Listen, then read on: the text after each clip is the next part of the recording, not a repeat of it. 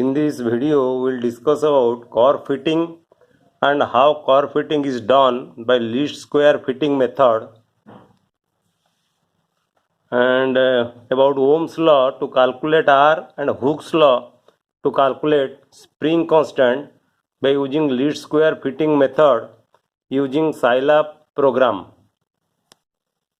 What is curve fitting? Curve fitting is the process of constructing a curve that has the best fit to a series of data points. Suppose these are the series of data points. In x-axis you have the values of current, and in y-axis you have the values of voltage, and these are the different data points. And by using curve fitting, you can draw this curve from these experimental data. What is least square fit? Least square fit is a statistical method to minimize the error by making the sum of squares of the given data. For least square fit, the linear equations are y equal to mx plus c. This is the linear equation, well-known linear equation. And in least square fit method, you have to use these two linear equations. Summed over y equal to m into summed over x plus n into c, and summed over xy equal to m into summed over x square plus c into summed over x. So you have to remember these two linear equations for least square fit method. And if you write these two equations in matrix form, then in the left hand side you have summed over y and summed over xy, and in the right hand side you have matrix summed over x, then n, and summed over x square and summed over x, and here m and c. Suppose this matrix in this left hand side is B, and this matrix in the right hand side is A, and this is U, then U can be written as, or U will be equal to A left matrix division B. And to find out this unknown M and C, we have to find the solution U using Scilab. Now we will discuss how you use Scilab program for least square fit. Suppose first we discuss about Ohm's law to calculate the resistance or R using least square fit, because Ohm's law is a linear equation.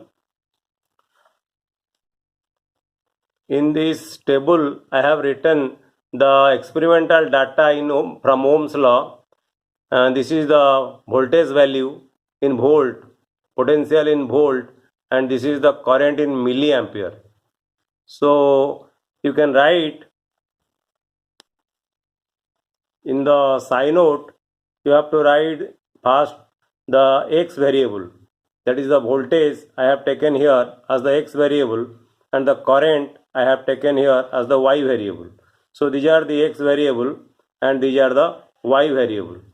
Then you write CLF, it is for clear and reset to their default values. Then you write plot 2D xy minus 4. Minus 4 will give you about the types of points in the graph. You may write xy minus 2.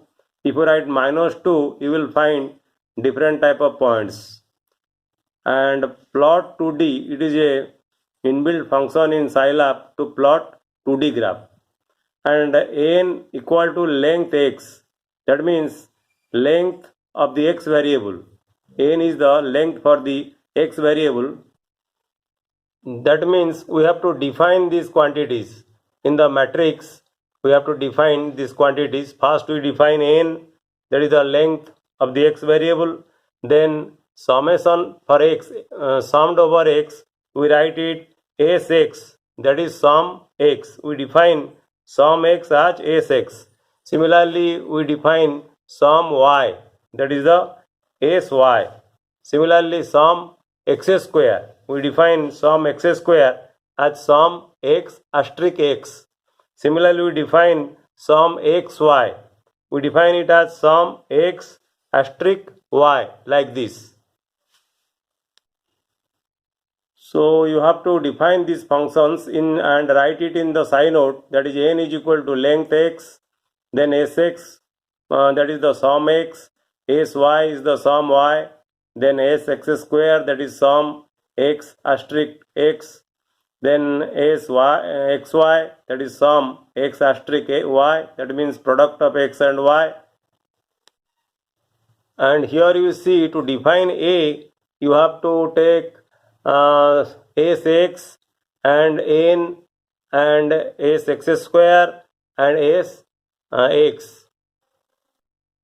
So in the 10th line of the synode, you have to write a equal to sx, then n, then sx square, then x. You have a semicolon for break. Then you have to define b. You see, for b you have to write sy and sxy. So for b I have written here sy, then sxy. Then you have to define the solution. As I have told you, the solution is, you see, the solution is a left matrix division. So you write here solution equal to a left matrix division. Then m is equal to solution 1 and c is equal to solution 2. That means you have to find out two solutions, one for m, another for c. Then you have to write display m. This is the inbuilt function, and also display c, disp for display. And you have to give the range of the x variable. Since we have taken the variable for x, that is the potential, from 0 to 5 volt, so I have taken here xn equal to 0 to 5. Then you y feet, that is you have to plot the graph for xn and y feet. That is why you have to define the function linear equation y feet, that is mx plus c. For that you have to write m asterisk xn plus c. Then you write the plot function, plot xn y feet and b, any variable. And for x grid 2, you will get color. This is the color code. You may write different grid for different colors. Now we will write this program in synode and we will find the least square feet. That is the least square feet curve for the Ohm's law. You see, in the synode, I have written the program for Ohm's law to calculate the value of R. In x variable, I have taken the potential volt, and in the y variable, I have taken the current, which I have taken in milliampere. And the range of xn, it is from, you see, from 0 to 5. You see, the range is from 0 to 5. And if you save and execute, after save and execute, you can see the curve fitting by using least square fitting method. This is the curve fitting for the Ohm's law using least square fitting method. And from this graph you can calculate the value of R. Now we'll discuss how to write Hooke's law, that is the least square feet for Hooke's law, and calculate the spring constant. This is the experimental value of from Hooke's law, that is, this is the mass of the given to the spring in gram, and this is the length of the spring. And you can find out the extension from this. Suppose at 0 mass, the length is 16.7 centimeter. At 10 gram, it is 16.8 centimeter. And the difference in length will give you the extension. And you have to plot a graph taking, suppose, mass along x-axis and your length along y-axis. That means this is the x variable and this is the y variable.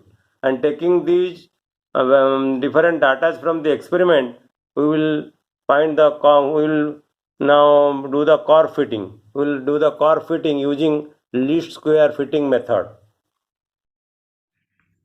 You see, I have written the program in Synode, and in the x variable I have taken the mass in gram, and in the y variable I have taken the length.